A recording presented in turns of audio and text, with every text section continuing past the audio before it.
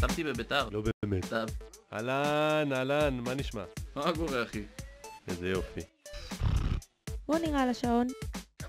חרטות. משה! מהר! אחי, זה מספיק? או, מספיק.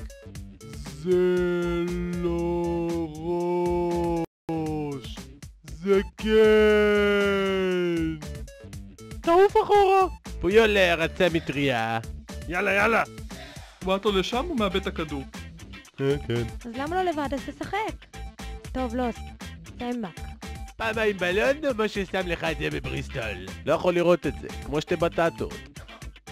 ברוך השם, אם זה לא רמאות, אני לא משה. הוא לא רצה אמבטיה, למה? לא נראה לו. הוא סתם בולבל. הוא עשה לנו. אתה קורא לו, אתה פוגש אותו בתחילת הסעודה, ככה שיש לו ממולאים, או רקוב כזה. זה יעבור. לך תעשה קניות! כמה? שמן תמות אמן. גמרו!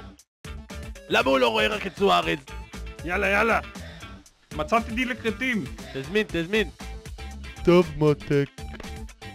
מה זה? אני המלך ואין לי כסף, שמישהו יבקש מס. מס! עכשיו כולם ביחד.